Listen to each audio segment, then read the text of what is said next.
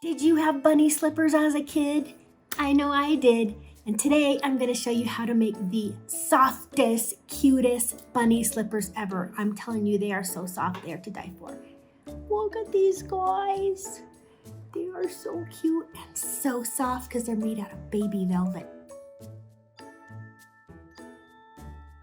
So these are made almost entirely on your Addi or Sentro 22 needle knitting machine, so they work up pretty fast.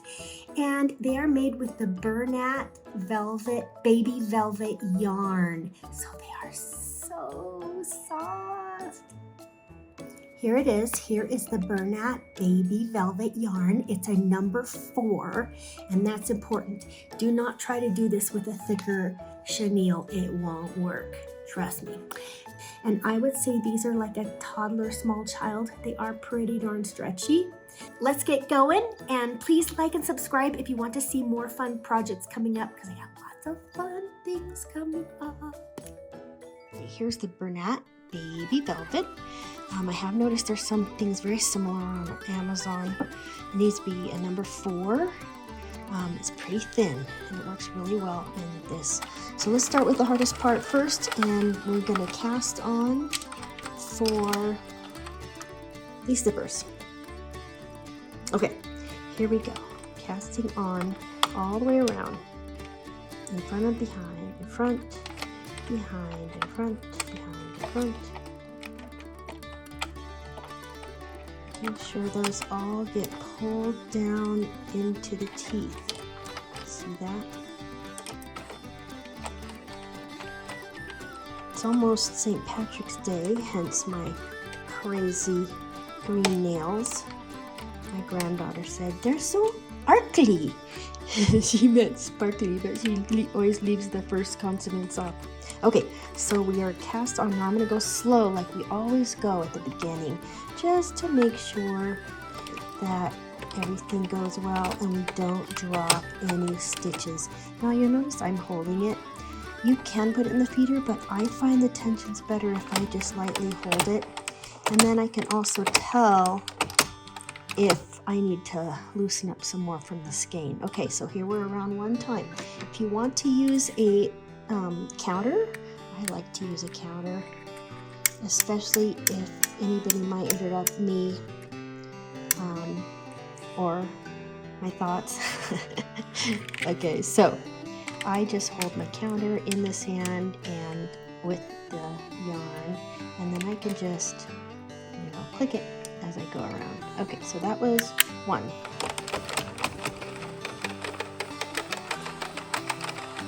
2. Every time the little black one pops up. 3. And I also have this little mark that I put on there to warn me when it's coming. And I need to pull out some more. When your skein is new, you're gonna have to pull it out. Once it starts getting some out, then it's looser and you don't have to keep stopping to pull out.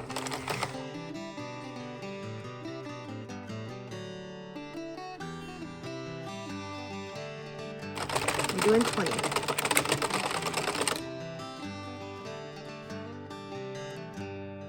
So that was the 19th. So now I'm going to go a little slower. Get around. Here it comes. Okay, now this is the tricky part. We're going to take the yarn out of the feeder like that. And I'm going to go around, make sure that one catches in. We're going to go around and we're going to pick up this stitch.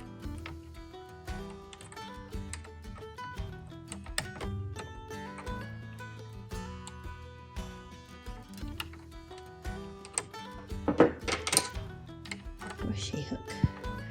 I'm going to pull it through. Then we're going to go to the next one. You can pick it up with a crochet hook, but I find I can hold on to it a little better with the loom hook, and then I don't lose the stitch, because when you lose stitches on the chenille, they are really hard to find and fix. Okay, so now I'm just doing like a single crochet yarn over, pull through, yarn over, pull through. Now I'm going to do one more.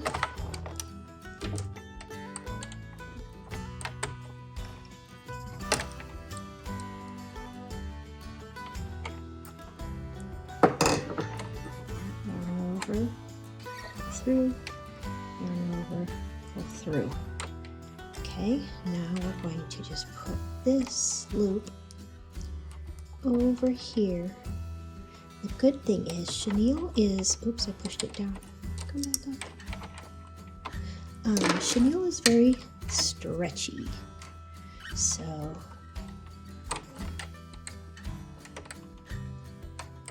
it's pretty easy to stretch it when you need to. Tighten it down a little bit. And now we're just going to put our yarn under there, make sure it catches, and through the feeder. And now we're going to do flat panel back and forth, back and forth. So let me reset my counter. Oh, there was. Okay, and we're going to do 27 flat panels now.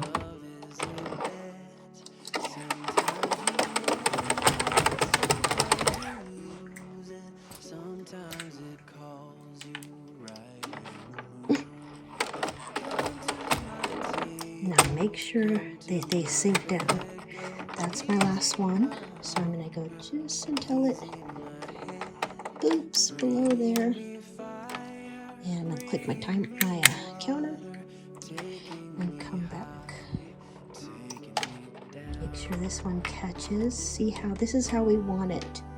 This one is around the 2 pins, and this is going to pull this back behind them. See that? That's what we want. So just watch and make sure that that is happening, especially the first few times around. I don't have any trouble with this chenille for a specialty yarn. It's pretty amazing, but this is what it will do a lot. You see what it's doing? It just sticks up, and all you gotta do is just push it down.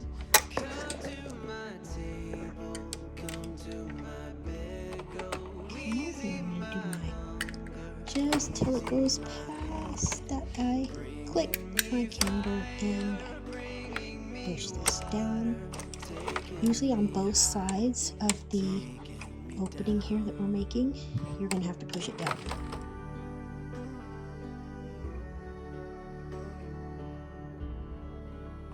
Hey, one little trick I've learned is I do like to stand when I'm knitting because I can see better what's going on.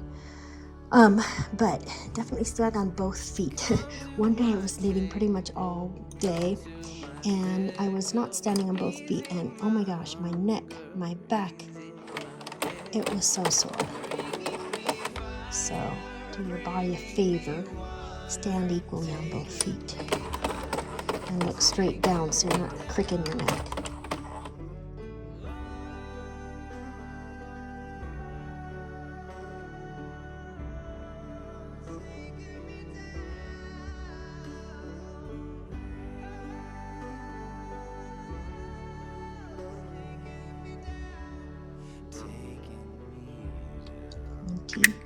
Seven. Okay, now what we're going to do is cast these back on and keep going. So we're going to do like we always do, in front, behind, in front, behind, and then put it on there.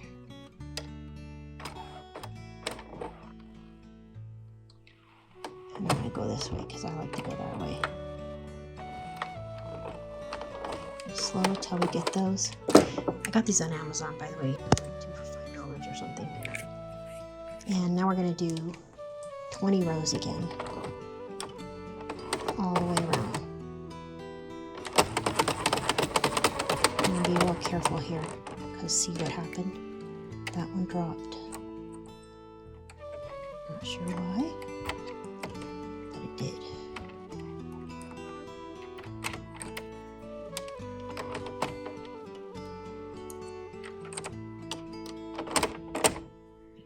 one's down, that one's down, that one's down. Okay, should be good. That was one.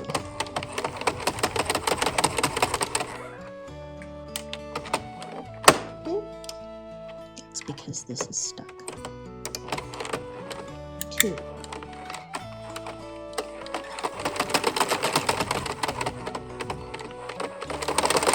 Should be able to go faster now. Oops, three.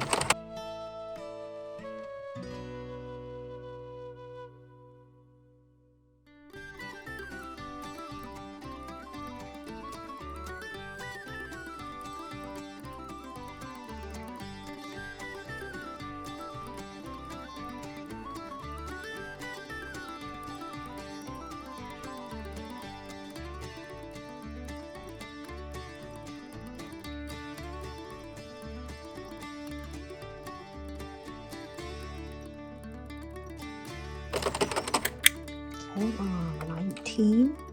So I'm going to slow down for this last one. Make sure I don't fly past it. It's actually easier here because you can see the hole. And you can see my mark coming too.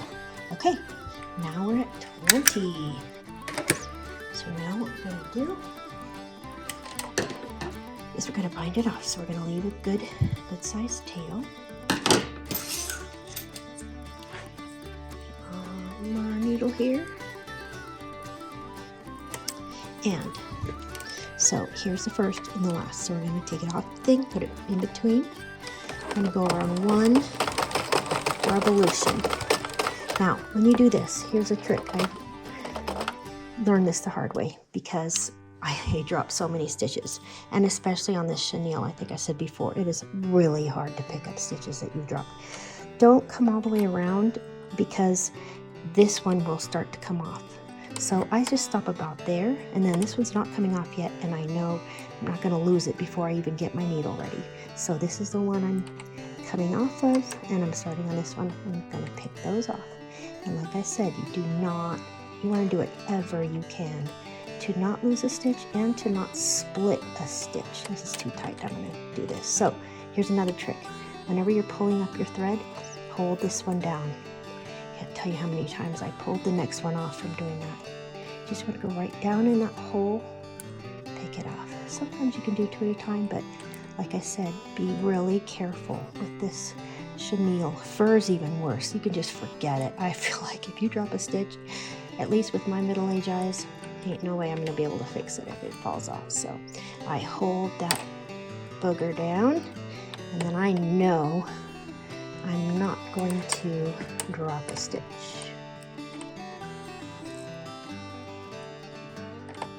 Definitely don't want to skip a stitch either. Oops, you can't see what I'm doing, can you? There you go. Because if you skip a stitch, that's bad too.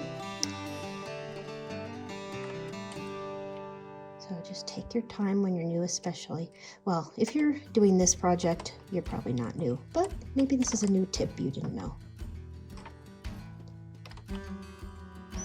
Okay, see that one? It's still, oh, there, I was able to get it. Okay, once you get around to where they're stuck, then you can just turn it around and they're not stuck anymore. You can take the last few off. There we go, take it off the machine, and here is our slipper. Isn't that wild? Looks like it's so long and weird, and yet this will actually be a slipper. So just like we often do, just like you were doing a beanie, you're going to pull that side closed. You're going to pull this side closed. Okay, we're going to set this aside now and knit our next piece. Two cute floppy ears are very simple. They're 2 tubes, 20 stitches, 20 rows. Little tip, if you find that it's like really loud, like clacking or chunking, or it's stuck, could be a couple of things. One could be this is caught somewhere down below and it's not able to pull, could be stuck in the skein, could have a knot in it or something like that. The other thing that can cause it is sometimes, usually right around here somewhere, the yarn will split or get stuck up. It needs to be pushed down. In either case, you can use your loom hook to unsplit it or or you can use your finger to push it down. Now we're going to do this cute little paw, and it's just a tiny, tiny little flat panel. So I'm going to do this up close so you can really see what's going on. I'm going to go 1, 2 behind, 3 hooked, 4 behind, and I'm going to hook it behind this little guy here and into the guide. And I'm going to go slow these first couple ones to make sure so it does what it needs to do. It looks good. 1. Set my timer, my counter here to 0.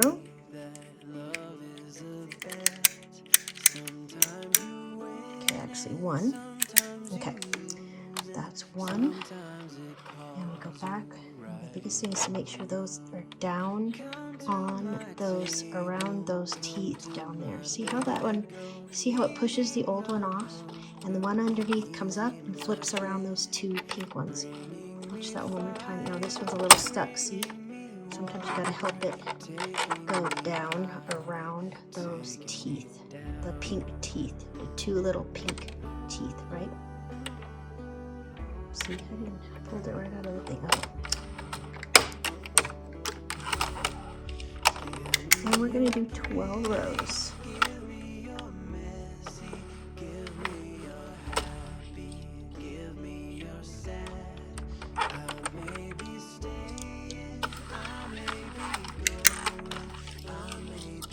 So when I push it down, I'm going to push it all the way down so that I can see those, that it's stuck on those pink teeth, on the front of the pink teeth. Oop. Don't go the wrong way. Down to go around the pink teeth.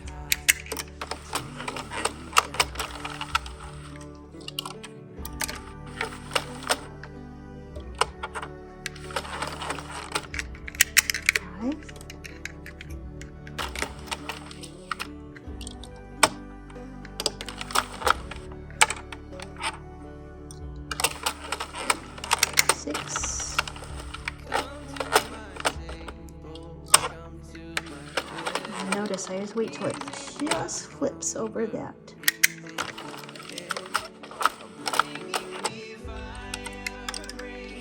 Watch right here. Boop. 8.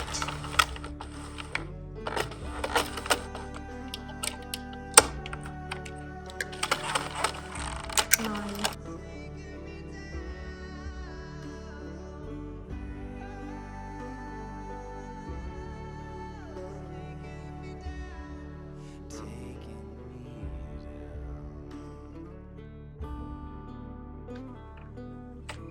If I ended up over here, that probably means I forgot to click one time because it's an even number. I should have ended up back over here. So that was probably 11. I should do one more.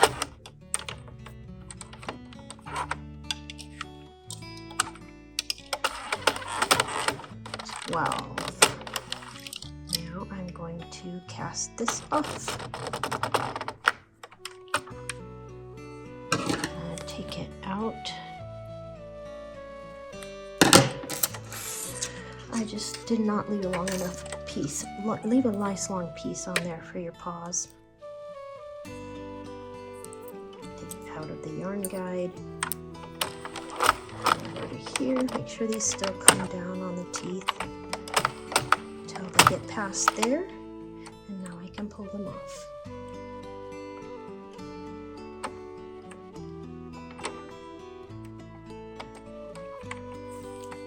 There we go. Here's our little paw.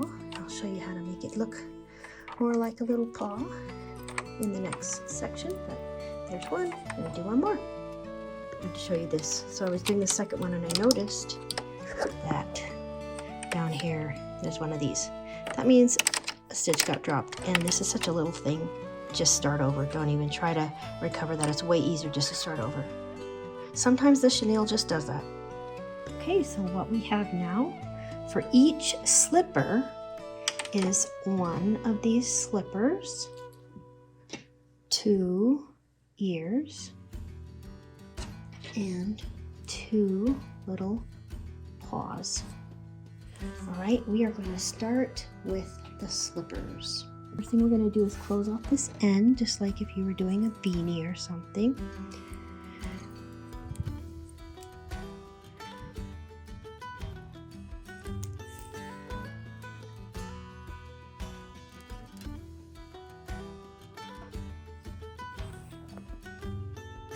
So hard to see the chenille, which is, it's really great because the chenille is so forgiving.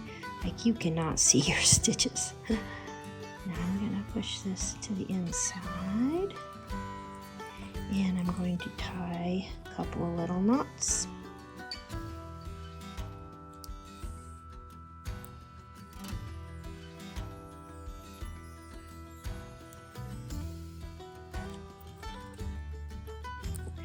And I'm going to leave that tail on because we'll do stuff with that later. So you have your slipper, right? And you closed off this end already. We're going to push this one in just like you do when you do a hat, right? You push it in the other one. Okay, and this is what's going to create our slipper. You see, it's actually looking like a slipper now. Okay, so now the next thing that we need to do is close this other side. We didn't close, and we're not going to sew the 2 pieces together yet. So just on this one side, probably would have been easier before I put that in there, but it's not a big deal. Just sew this closed.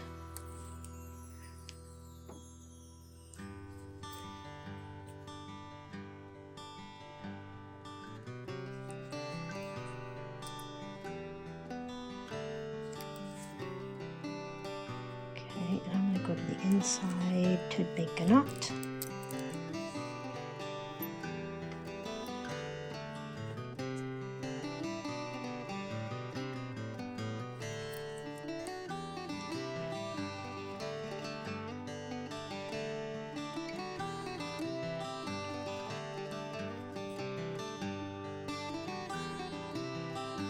More knot. I used to have slippers just like this when I was, well, not just like this. They were fur, but they were so fun. And I think they might have actually been pink too. But this reminds me of them because they were stuffed and so fluffy like that. So, okay. So now we know this is going to go like this. But the first thing we need to do right now is get the safety eyes and nose on, because we don't want it attached to this inner one. We want it just attached to this one. Okay, so what I suggest doing is put some stuffing in first so you can kind of see what it's going to look like. And if you've already done one, maybe keep it close by so you can get them the same size when you do your second one, that is. So I'm just going to put this in here and kind of get a feel for where I'm going to put those safety eyes and nose. Let's see, is that about right, same size? I think so, once we squish it and work with it. Left side.